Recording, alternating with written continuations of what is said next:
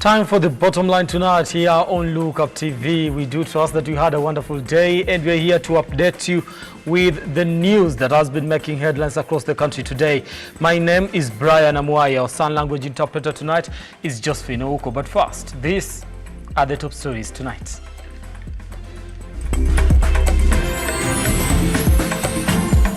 On the bottom line tonight, DCI summons Mavoko MP Patrick Makau and several others over Athi River land saga as the demolitions enter day 5. Also tonight, it is ungodly as Azimio leader Raila condemns government for allowing demolition in Athi River.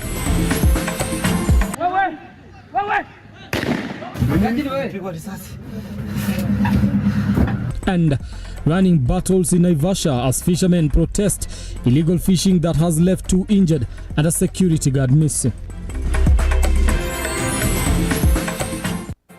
All right, now do engage us on our socials. That is at Amoy Brian on X. It's formerly Twitter.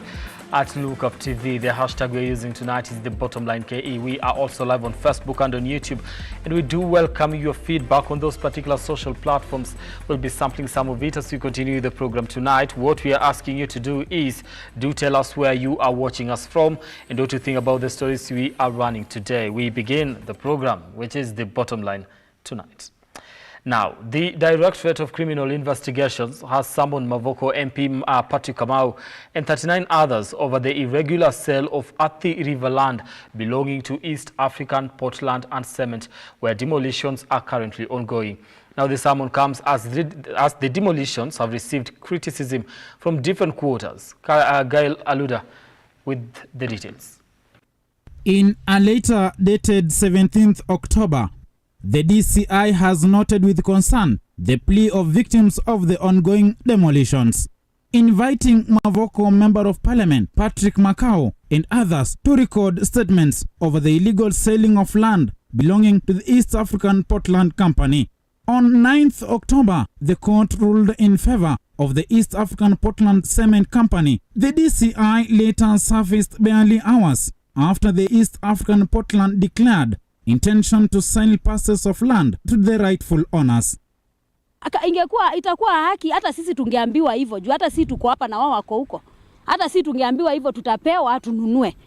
Juu hata sisi tungekuwa tayari kununua kuliko kupoteza hiyo mali umepoteza yote, nyumba imebomolewa, ili wangetuuzia kuliko kubomolewa. Sasa wewe kama mama utaenda wapi na watoto wako? Hata sijui nitaenda wapi na watoto. Juu sasa ukienda Athi River nyumba zimepanda. Ulikuwa unapata nyumba unalipa 4,000. Sasa ukienda Athi River single ni almost 8,000. Na huko umezoea kulipa rent. Juu sasa wakati walisikia kuna bomolewa, tulikuwa tumetafuta nyumba huko. Unaenda unapata nyumba, hii nyumba inalipwa 4,500. Ile wakati walisikia kuna bomolewa, kwenda huko tena nyumba ikakuwa 8,000. Na deposit zinaitishwa ya miezi 2. For now, victims remain in quagmire with uncertainty about the future as demolitions enter a day 5 today. Aloda Gail for Lookuptv, Nairobi. Right, a sad state of affairs there. Away from that, Azimio leader Raila, accompanied by other opposition leaders, were on Tuesday blocked from accessing the Mavoko Portland demolition site. Now, the opposition leaders visited the site to assess the situation and speak to the victims. Now, speaking to the press on the sides of the Portland land, Odinga called out the government for taking away the basic need of the people of Mavoko at a time when the government is championing for affordable housing.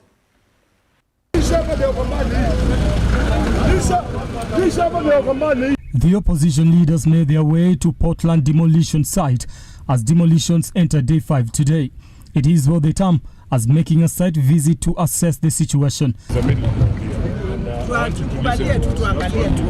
We drove through these azimio. However, the attempts to gain access to the site were met with heavy police presence, with officers of the law armed to the teeth and ready to block the entourage from making its way into the site. We're going back. I'm telling you, we're going back. There's no need for you to get confrontation. Attempts to convince them were futile as the police maintained their ground that the site was out of bounds, especially for the opposition leaders. It's only that it's not timely. Our supporters. It's not timely. Addressing the press, the opposition leader called out the government for frustrating Mavoko homeowners at a time when it is championing for affordable housing for all. What is going on here is forced eviction, the exact crime Ruto promised to bring to an end in July last year. It's a gross violation of human rights, the right to adequate housing at a time the administration purports to be working to ensure that everyone has shelter. What's going on here indicates a systematic disregard of recognized human rights standards on the part of the state. Odinga also called out the manner in which the demolitions are happening and how soon it took for the eviction order to be enforced. We, as azimio, we can't let this continue to go on unchallenged. We are determined to ensure that cruel crime is answered for. Somebody will have to take the responsibility for this bestiality. The Kenya Kwanza administration must immediately halt any further demolitions.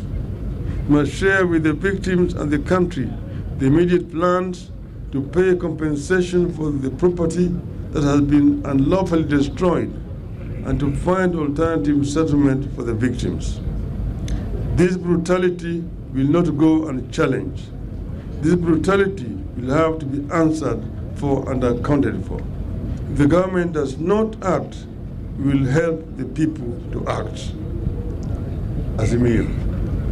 Thank you. The demolition on Tuesday entered day 5 with tens of homeowners counting losses as their structures were bulldozed to the ground, taking them back to square one.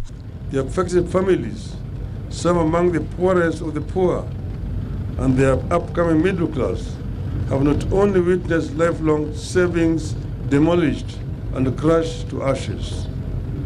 They have been left to fend for themselves on the streets without basic shelter.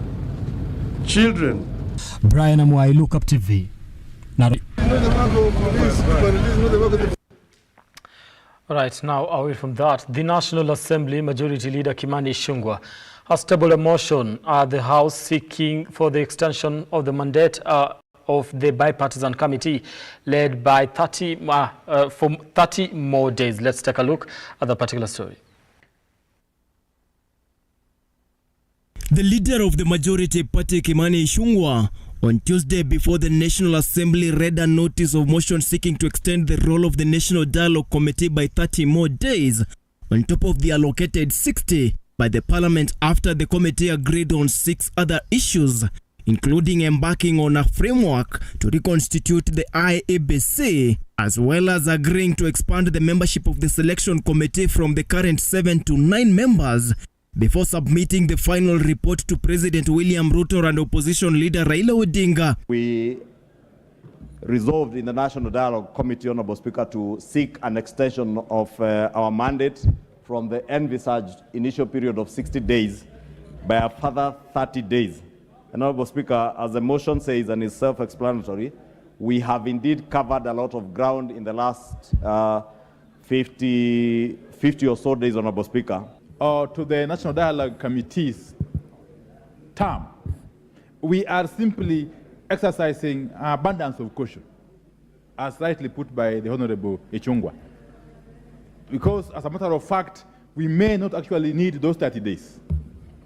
But since we are aware that the Senate is going on recess on the 19th of this month, it would only be advisable that we take this precaution, that we act proactively so that we get this committee given the life it requires to undertake its work to conclusion. On Friday last week, Co-Chair Kimani Ichung'wah indicated that the committee had agreed on a number of issues, including 2/3 agenda rule, constitution authorization of the financial divisions, the establishment of the government offices, including that of the leader of the opposition, and the Prime Minister, as well as loyalty to political parties. But we were cautious that we do not come and seek an extension of 2 weeks or 15 days, then we run into problems and have to come to the House again and probably come at a time when the House is on recess.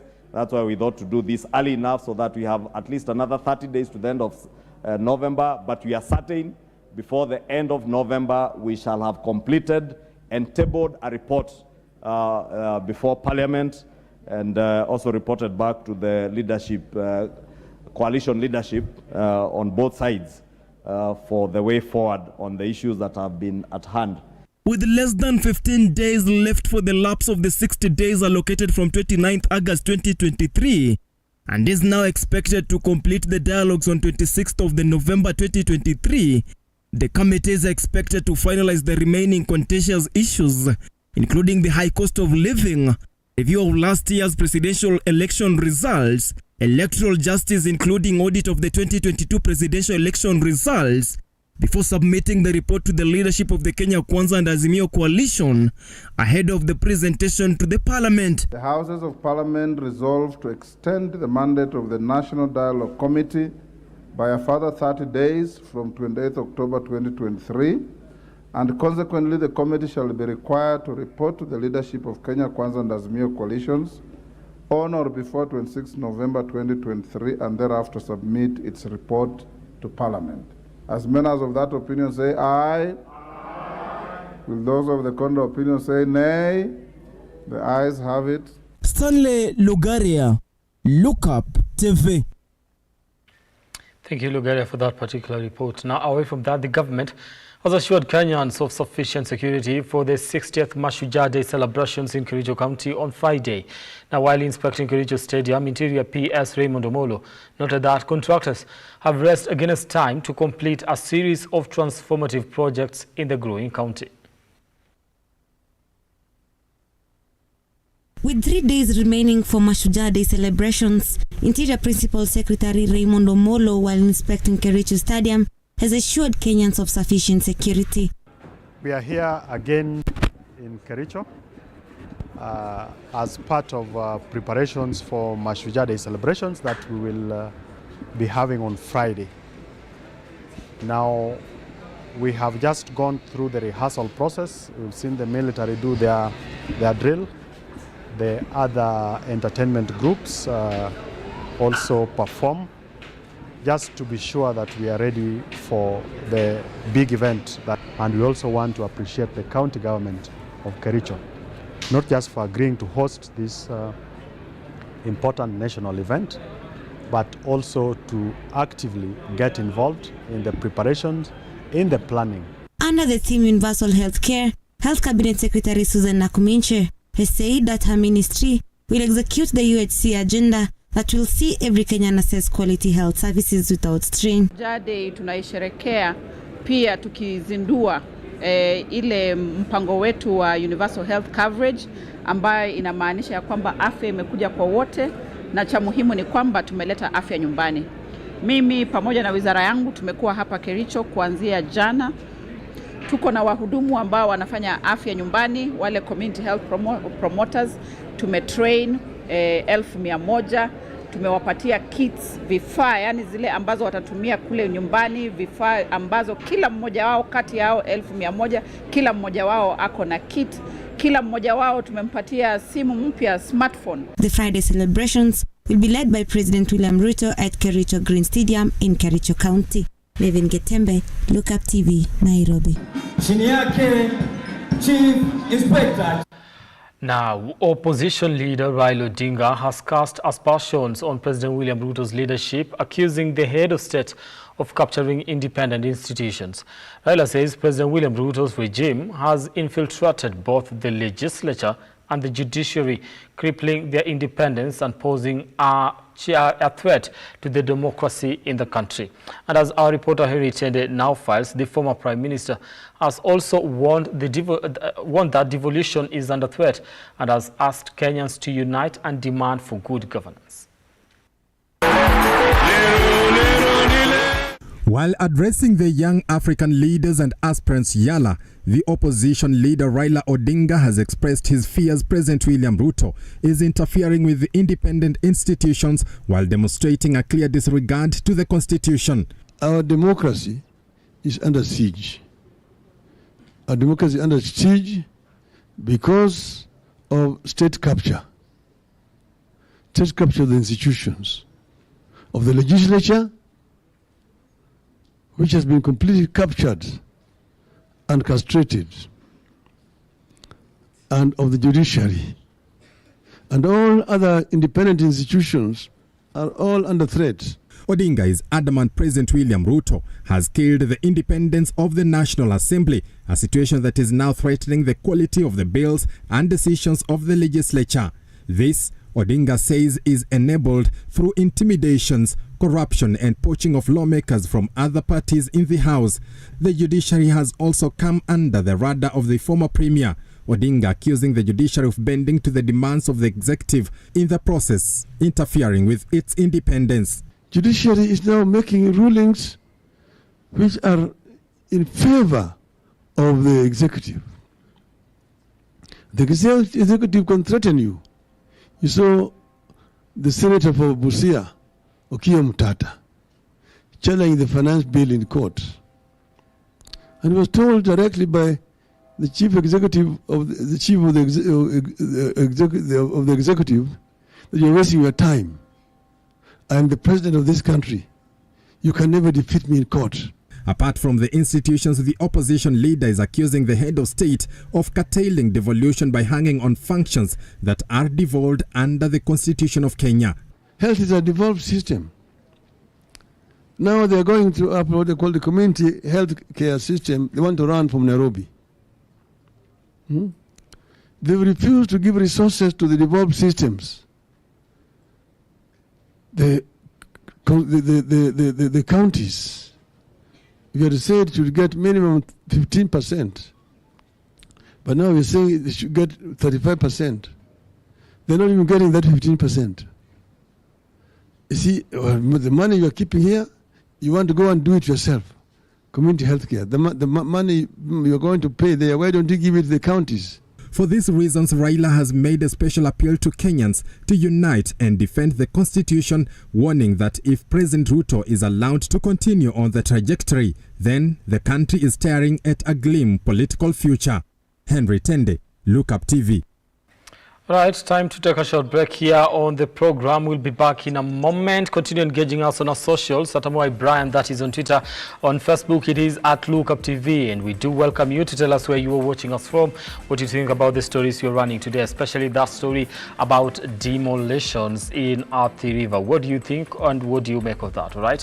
We'll be sampling your feedback as we continue with the program tonight here on The Bottom Line. We take a break. We'll be back in a few.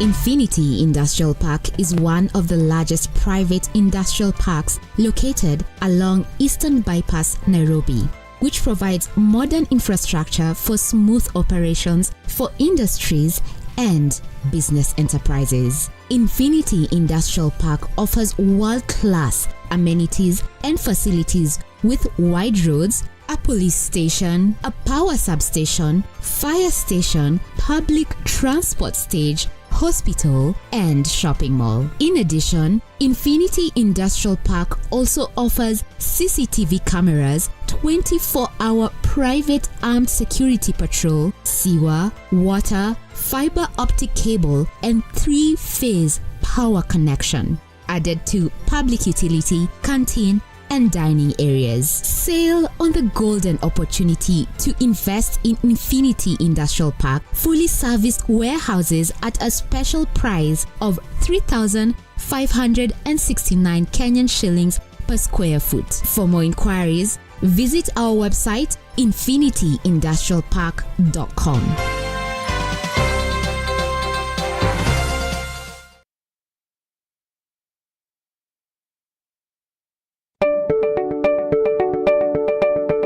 Are you looking for experts in waterproofing systems, concrete admixtures, flooring systems, refurbishment solutions, roofing, sealing and bonding, and building finishing systems? Look no more, as statehousekenya got you covered. With over 113 years of experience, we offer our customers a comprehensive one-stop shop experience and the best technical support. Our products are available in all leading hardware stores and building merchants across the country.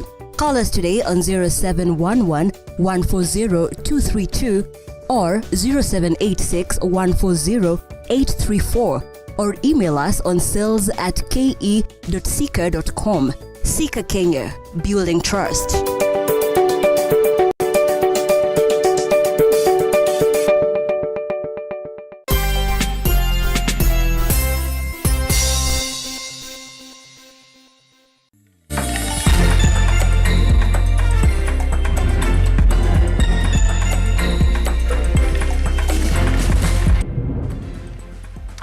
All right, now thank you so much for staying with us here on the Bottomline KE. Let's continue with the news tonight.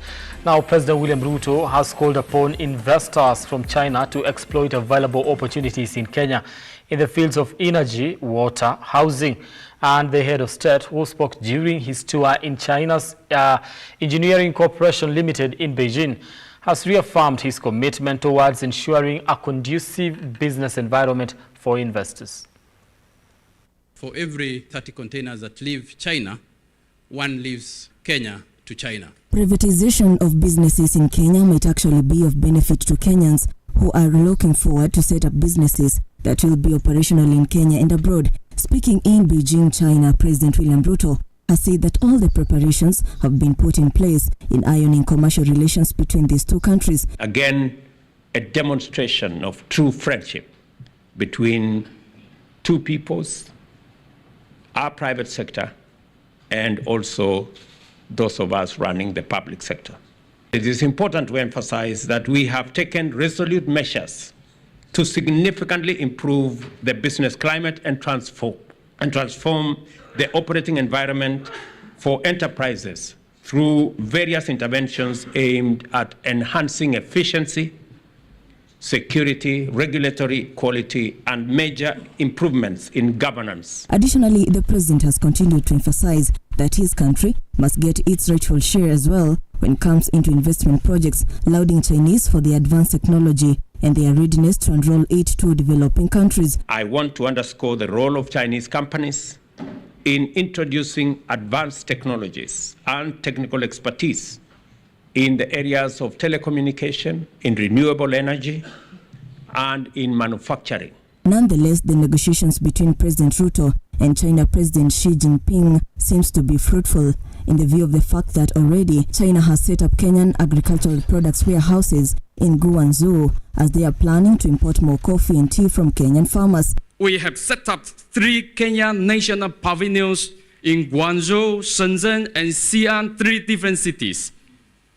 And this national pavilion will promote Kenya products as coffee, tea, macadamia, and also the tourism and also the investment opportunities. Kenya has proved to be a fit match for renewable energy projects. This is according to William Ruto, who says, if you want a destination for green manufacturing, then the right place to invest is in Kenya, because you get green energy and you get responsible manufacturing out of our ecosystem.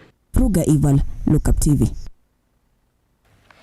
All right, now thank you, Ruga Ival, for that particular report. Now, away from that, now anti-riot police along Lake Naivasha were forced to use tear gas to disperse angry fishermen who were protesting against illegal fishing in Lake Victoria.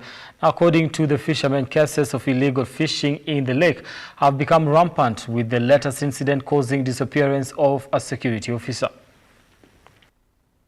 Transport along Moi South Lake Road in Naivasha was paralyzed for close to 4 hours after fishermen from Irate took to the streets to demonstrate illegal fishing in Lake Naivasha. The incident forced anti-riot police from the area to intervene to contain the situation, which according to the residents has led to loss of their fishing equipments. Asubuhi wa kuamkia leo tumesikitika sana juu tumepigiwa simu na soja, kuna wakora, tunaweza waita wakora kwa sababu hatuwajui. Walikuja wakavamia beach, wakavunja stores za fishers, wakaiba engine, wakanyang'anya hao engine ya patrol. Kikosi ya Coast Guard imeungana na wahalifu ndio wanavua kwa hii bahari. Wale ambao wako na license hawafanyi chochote kwa hii bahari.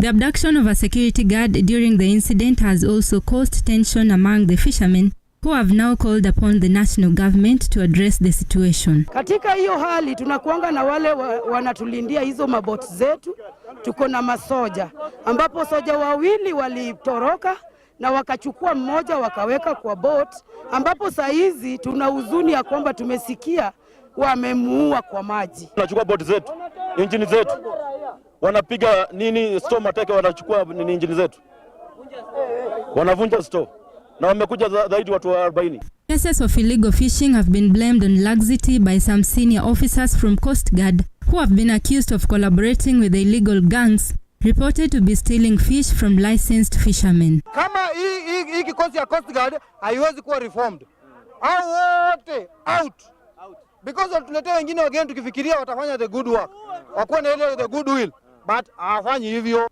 Naivasha County Commissioner Mutua Kisilu has however noted with concern complaints about operations of Coast Guard while giving assurance that the matter is being investigated. Beatrice Kageha, Lookuptv. All right, thank you, Kageha, for that particular report. Away from that, the administration of Amabuko Mixed Secondary School in Masaba South, Kisii County, has stated that the food poisoning incident in the school, which led to the admission of 120 students, has been contained and no casualties have so far been reported. Now, let's get that particular story. Calm has seemingly returned at the Amabuko Mixed Secondary School following the admission of 120 students to Masaba South Hospital due to a suspected food poisoning incident. Masaba South Medical Officer Dr. Evans Monda confirmed that the situation had been effectively managed and all affected students responded well to medical treatment and no casualties were reported. But the situation right now, it's controlled. Actually, no casualties at the moment. All the students, they are stable and they're okay. And then even the symptoms have subsiding because some of them have gotten some medication and actually as stable have gone back to classes. So far, so good. The team, we are moving all around to the facilities where they were admitted, and we are going to ensure that they are getting the right medication, and then so that they can recover and come back to proceed with their studies. The school principal Rawlings Juma provided an update revealing that out of 120 students admitted to health facility with diarrhea and stomachache symptoms, 30 had already been discharged. Our medical team moved in so swiftly and they have contained actually the situation. Some of the students have already received medication and they are back to school and they are on with learning. A few of them are still admitted, but for me again we are moving around to see and check on their status, and at the same time to see how they are being attended in the various facilities where they were rushed. Parents who rushed to the school upon hearing of the incident confirmed that their children were safe, providing some relief to the anxious families. Tumepata habari asubuhi ya kwamba watoto wamegonjeka hapa kwa shule. Tumekuja, tumeshuhudia watoto wako salama na wanaendelea vizuri. Sasa na hii ni mmoja kwa wale wanafunzi walipata na shida. Sasa uzuri vile nilifika nikapata ameshathibitiwa hali. Nashukuru shule na management yake.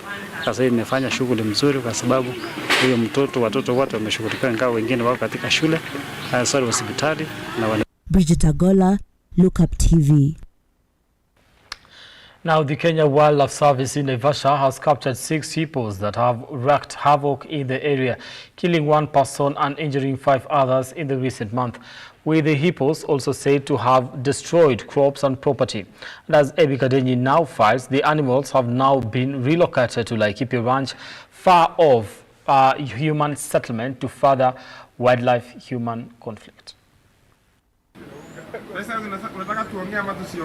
For weeks now, residents of Naivasha have raised concern over 6 hippos that have threatened their lives and livelihood. On Tuesday morning, however, the Kenya Wildlife Service in Naivasha captured the hippos, putting an end to the fear and anxiety that had filled the area after 1 person was killed a month ago. Our mission was to capture them and take them to a safe place. So we have managed to capture 6 of them and transported them to Laikipia, in a place where it's well secured with a fence and there is a fresh pond, and where we expect them to thrive in that ecosystem. Dr. Dominic Mijele, a vet with Kenya Wildlife Service, urged the residents to report any cases of wild animals in their residence, saying the service is committed to address human-wildlife conflicts. He further urged the management of a sewer plant near Lake Naivasha to fence the facility so as to keep away the hippos. This exercise has really cost KWS a lot of money, a lot of manpower and time. It was really expensive, and we just did it because of our mandate to conserve wildlife, but it's expensive. We would not want a repeat of the same. So it's good for them to put a fence and protect this place from wild animals. Lakeview Member of County Assembly Alex Mbugua has stated that the area has had nearly 10 attacks, which are not only from the hippos, but buffaloes as well. He urged the Kenya Wildlife Service to be proactive and step in and compensate the families of those who are injured and killed. So I'm very much grateful that this one has come. It's unfortunate that we had to do so many complaints. It's unfortunate that most of the people who have been injured by these hippos, they have still not been compensated. But we want to ask KWS to come into the aid of such families. Ebi Kadenyi, Lookuptv. All right, thank you, Ebi Kadenyi, for that particular report. Away from that, about 3,000 families in Kilifi and Kwale counties have received seeds from the Kenya Red Cross Society in readiness for the anticipated El Nino rains. Now, the locals have been urged to take advantage of the rains and ensure food security in the future. As the El Nino rains start to be experienced across the country, Kilifi and Kwale residents received seeds and 3 tractors by the Kenya Red Cross to prepare their farms in time for the rains. The Kenya Red Cross Society Coast Region Manager Hassan Musa stated that they have further conducted training for the locals in Kilifi, Lamu, Tana River and Taita Taveta on first aid rescue operations so as to get ready in case of any disaster elsewhere. USAID through Nawiri Initiative has commissioned a water project to Lukuyani residents in Wamba area in Samburu. The water facility that is expected to serve close to 2,500 residents. A dispensary and a primary schools in the area will also be equipped with the modern equipment and piping network. In other news, as the world celebrates Food Day, farmers from Bungoma County have come together to celebrate and receive training to develop themselves in agriculture. The Solidarity organization that teaches farmers how to store maize and better care to enable farmers to produce various foods through maize has indicated that it started the project in 3 constituencies in Bungoma County to give farmers an access to quick market for their crops. 13,000 kwa sasa hivi ambao tumewarecruit wako kwa database yetu. Tunawafunza kutoka chini jinsi ya kuproduce pamoja na kutafuta market for them. At least 2,900 students from needy families in 4 wards of Kina, Gabatula, Sericho and Cherab in Isiolo County are said to benefit from bursary allocation of Kenya shillings 17.5 million, courtesy of revenue from their respective community wildlife conservancies. The CEC is present and the chief officers present. Today is a culmination of a very important activity that we had started in Mombasa about performance contracting. Today actually is a conclusion of the signing and refining of the agreements that we've had between the governor and the CECs and between the CECs and the chief officers. So everybody has signed his document today, and this is just a covenant between the workers in the county government and the governor and the people of Isiolo. Catherine Saina, Lookuptv, Nairobi.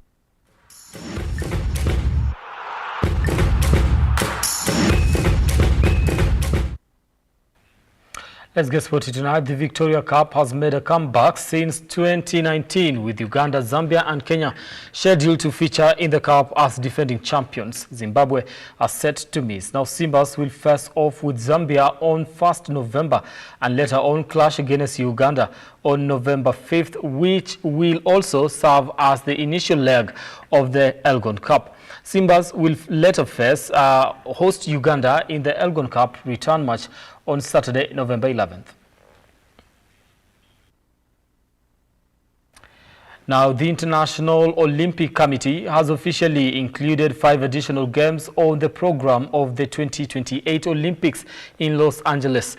Now, baseball, softball, cricket and lacrosse will be making a return, while flag football and squash will be making their debut at the Olympics. The 5 sports games were proposed by the Los Angeles 2018 Organizing Committee as a package for their edition of the games only, and were reviewed and supported by the Olympic Program Commission.